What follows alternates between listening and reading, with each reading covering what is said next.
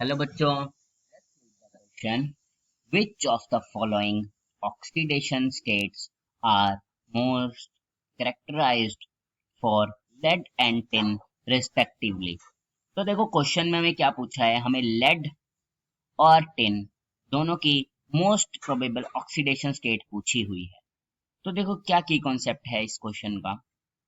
हमें ये चीज जानने के लिए हमें सबसे पहली बात पता होना जरूरी है कि इनर्ट पेयर इफेक्ट क्या होता है। अगर मैं नॉर्मल लैंग्वेज में आपको बताऊं तो इनर्ट पेयर इफेक्ट का मतलब है पुअर शील्डिंग इफेक्ट होने के कारण कम से कम ऑक्सीडेशन स्टेट में रहना किसी भी एलिमेंट का। कैसे? तो देखो, जैसे ये हमारे पास न्यूक्लियस है, न्यूक्लियस के ये शेल्स हैं।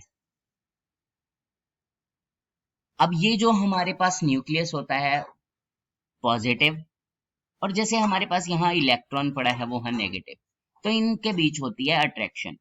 लेकिन जो ये शेल्स हैं बीच में, ये क्या करते हैं? शील्डिंग, मतलब इनकी अट्रैक्शन को डिक्रीज करते हैं।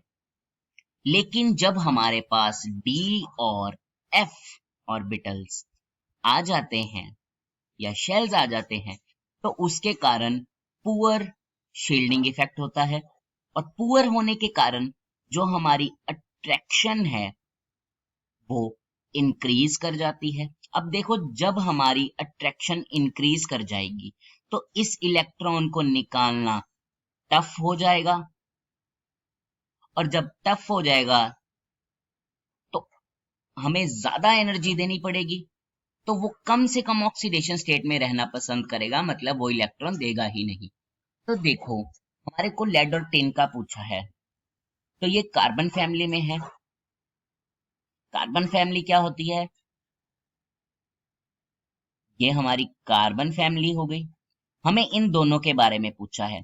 जब हम डाउन द ग्रुप जाते हैं, हमारे सब शेल्स होते हैं वो इंक्रीज करते हैं, मतलब बढ़ते जाते हैं, मतलब डी और एफ आते जाएंगे। उसके कारण यहाँ पे इनर्ट पेयर इफेक्ट आता है। तो अगर हम टिन और लेड का देखेंगे, ये हमारा लेड है, लेड मतलब पीबी, और टिन मतलब एसएन।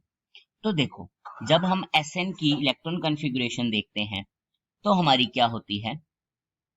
क्रिप्टॉन 4d10 5s2 और 5p2, क्योंकि इसका क्या होता है? 50 होता है एटॉमिक नंबर। और अगर हम देखें पीबी में, तो पीबी में हमारा क्या होता है? इसका एटॉमिक नंबर कितना होता है हमारा? 82। ठीक है, तो क्या होता है यहाँ पे? जिनॉन 4f14, ठीक है, 5d10 6s2 और 6p2। तो देखो, यहाँ पे f और d दोनों है, लेकिन यहाँ अकेला d है, तो यहाँ पे और ज्यादा इनर्ट पेयर इफेक्ट लगेगा। ठीक है, और ज्यादा इनर्ट पेयर इफेक्ट लगेगा, इसका मतलब यहाँ शील्डिंग और डिक्रीज हो जाएगी, पुअर हो जाएगी, तो ये लो ऑक्सीडेशन स्टेट में रहना पसंद करेगा। तो ये क्या करता है? ये सिर्फ दो ही इलेक्ट्रॉन देता है, चारों नहीं देता जो आखिरी वैलेंस शेल में है, लेकिन ये चारों दे देता है। उसके कारण जो एसएन है वो हमारा +4 में रहना पसंद करता है, और जो पीबी है वो हमारा +2 में। तो देखो, हमें पहले पूछा है लेड और फिर टिन, मतलब पहले पीबी की, मतलब +2। तो यहाँ +2, यहाँ +4, ये तो गलत हो गए। यहाँ +2 और +2 है तो ये भी गलत हो गए। ये है हमारा +2 फॉर पीबी लेड, और ये है टिन एसएन के लिए +4। तो ये हमारा ऑप्शन नंबर 3 आंसर है हमारा। ठीक है, तो देखो इस क्वेश्चन में हमने क्या सीखा? हमने सीखा कि इनर्ट पेयर इफेक्ट क्या होता है। क्या होता है कि डी और एफ शेल्स के आने के कारण पुअर शील्डिंग हो जाती है। शील्डिंग का मतलब कि ये इन दोनों की अट्रैक्शन को अब रोकेगा नहीं। मतलब जैसे अगर समझो ये एक कोई भी चीज है, ये दोनों एक दूसरे को अट्रैक्ट कर रहे हैं, पर अगर हम बीच में कुछ चीज रख दें तो इनकी अट्रैक्शन कम हो जाएगी। पर जब डी और एफ आते हैं तो ये शील्डिंग पुअर हो जाती है, उसके कारण ये अट्रैक्शन इंक्रीज कर जाती है। और इंक्रीज करने के कारण ये इलेक्ट्रॉन जो बाहर वाला है वो इजीली निकलता नहीं है और वो लो ऑक्सीडेशन स्टेट में रहना पसंद करता है।